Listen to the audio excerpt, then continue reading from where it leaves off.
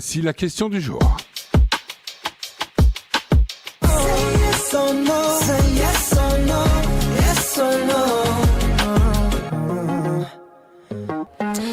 La question que nous vous posions hier en fonction de l'actualité, vous le savez, en Grèce et à Chypre, des Palestiniens ont été arrêtés qui planifiaient sans doute un autre 7 octobre sur le sol européen. Alors la question était, un autre 7 octobre est-il possible selon vous sur le sol européen? Et finalement, votre avis est sans appel puisque vous êtes 77% à penser que oui sur Insta, 89% à penser également que oui sur Facebook et 100% d'entre vous pensent également oui sur X. On va voir si notre invité pense la même chose. Il s'agit du docteur Hans Jacob Schindler. Il est spécialiste de contre-terrorisme en Europe. Et Lise, il est à votre micro. Dr. Schindler, hello. Thank you so much for being with us today. Good morning. Thanks for having me. So we ask our listeners if another 7th of October was possible on European soil. And the great majority of them said yes. More than 80% of them said yes. Do you feel the same? What has become clear since 2023 is that, of course, while everyone assumed that Hamas would concentrate on terrorism within Israel or against Israeli and Jewish targets outside Israel, Hamas has very deliberately built up a terrorism infrastructure within the European Union of quite astonishing extent. And we simply still don't know all aspects of it. But we have two networks that were disrupted. One in 2023, in December, that was focusing on conducting a terror attack in Berlin, which was a cell from Hamas operatives that were sent deliberately to Europe many years ago with the instructions of not showing their faces, not being involved in propaganda or financing, but simply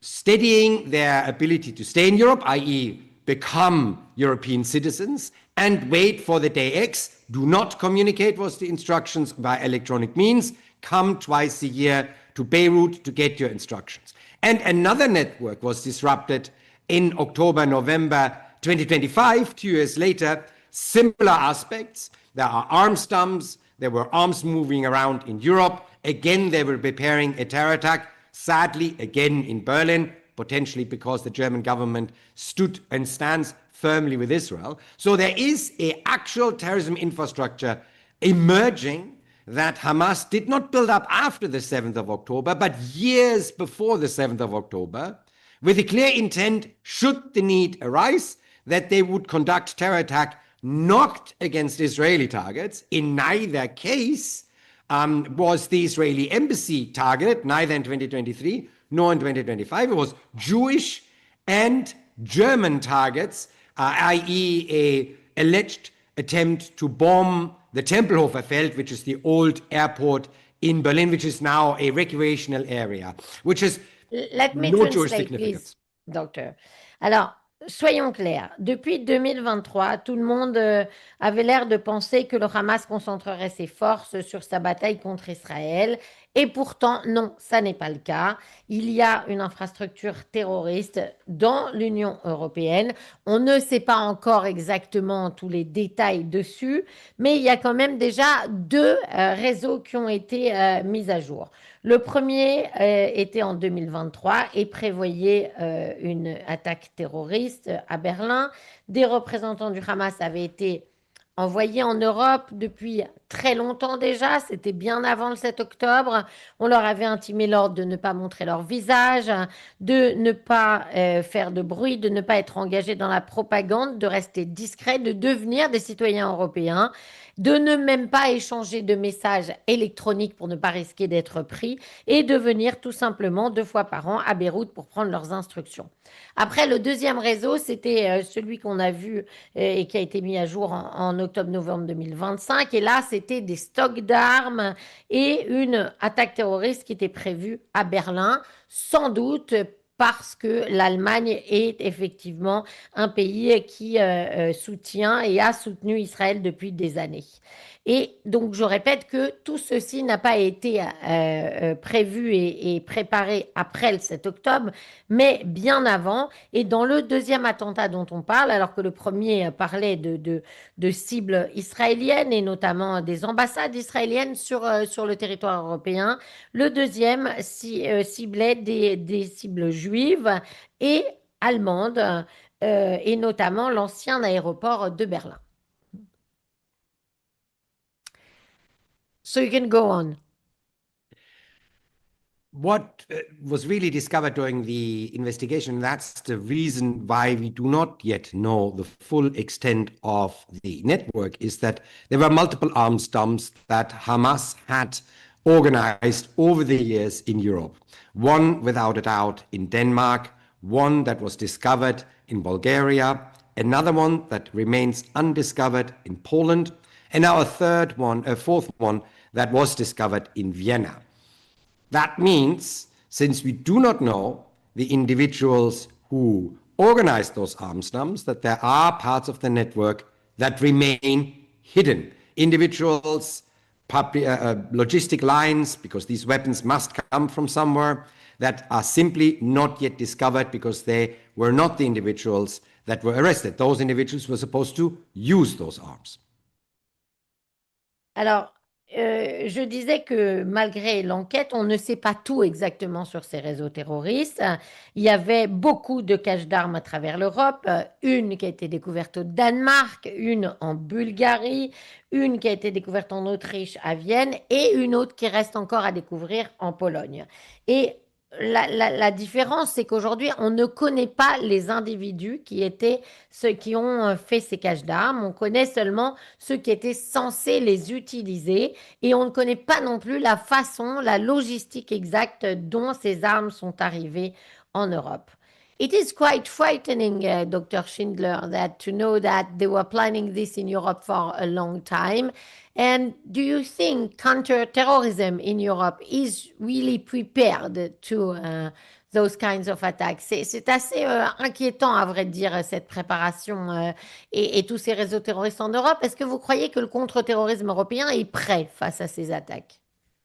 Well, luckily, with the first arrest in December 2023, I think there has been a shift in the assessment, in the general assessment of Hamas, by not just the Germans, but also the European security forces. It has become clear that Hamas is interested, should the need arise, to also conduct terrorist attacks within Europe. That was a sea change in the way you approach that problem. If you assume Hamas is not interested in terrorism in Europe because the argument went, they want political support, they want to penetrate this Palestinian solidarity movement, they want to collect money, why would you conduct violence in those countries where you want to do this under the radar, and nothing puts you more on the radar than violence? Then your approach on collecting information, on analyzing that information is very different. So that sea change was very much important.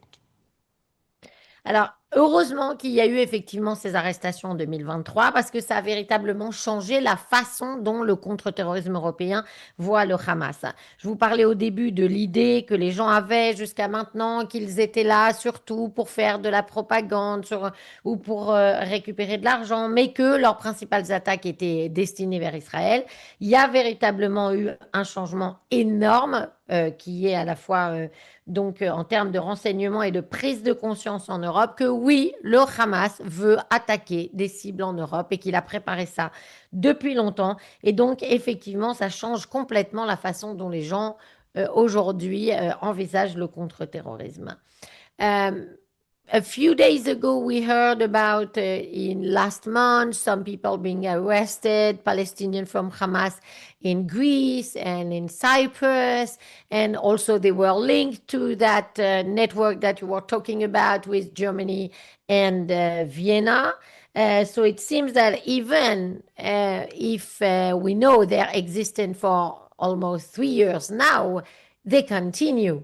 Il y a quelques mois, et on en parlait hier avec Anastasio Karababas, il y a donc ces Palestiniens qui ont été arrêtés en Grèce, à Chypre, qui étaient liés avec le réseau dont nous parle le docteur Schindler en Autriche et en Allemagne. Ça veut dire que même si on connaît leur existence depuis 3 ans, ils continuent Et est-ce que on a vraiment réussi à bloquer quoi que ce soit? So yeah, this is unfortunately very common with all terrorist organizations. Once you arrest part of the network, of course, the other parts continue to work. The advantage is once you have part of the network, you can interrogate, you can collect information, you can exploit electronic information on their mobile phones, on their computers to find other parts of the networks. But never does an arrest deter a terror organization from continuing what they're doing, i.e., continuing to try to attack and to prepare for terror attacks. That's unfortunately a sad fact of life. Now, there have been some speculation that this may be some rogue elements within the Al-Qassam brigade, and this was not at all condoned by the top leadership of Hamas. The arrests in November 2025 of the son of a Hamas minister who regularly traveled to Doha to see his father puts that argument very much in doubt. Unless the father and the son don't talk what the son is doing, because this individual was responsible for transferring arms from London to Vienna, unless they don't talk at all what they do, this is at the very highest level of Hamas where knowledge that this is at least an existing and working terror network existed. So there is political responsibility from the top leadership, not just the terrorist arm of the Al-Qassam brigade. Alors oui, ben, malheureusement, c'est très commun. Vous ne pouvez pas, et ça n'est pas parce que vous avez arrêté la moitié d'un réseau terroriste que l'autre moitié ne continue pas à faire du terrorisme. C'est la vie, c'est comme ça. Donc l'intérêt, effectivement, quand vous en avez arrêté la moitié, tout de même, c'est que vous pouvez les interroger, vous pouvez prendre leur téléphone, leurs ordinateurs, vous pouvez trouver des renseignements. Mais oui, ça ne les empêche pas de continuer. D'ailleurs, vous le voyez bien, même l'État islamique, qui a pourtant été largement affaibli, continue aussi son travail terroriste. C'est comme ça. Alors, au départ, il y avait eu effectivement quelques-uns qui avaient dit que c'était des éléments qui étaient des brigades des Edim El-Qassam qui faisaient ce qu'elles voulaient dans leur coin. Pas du tout. Et il faut se rendre compte que quand on a arrêté l'un des fils des ministres du Hamas, qui était justement dans ce réseau terroriste, évidemment que le fils et le père se parlent, et évidemment qu'il y a une responsabilité politique globale du Hamas sur ce réseau terroriste. Et là, aujourd'hui, il n'y a plus de doute là-dessus. On en a conscience.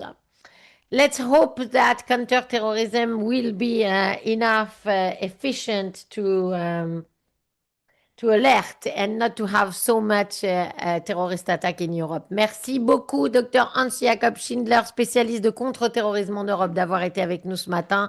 Bonne journée à vous et à très vite. Thank you so much. Have a nice day.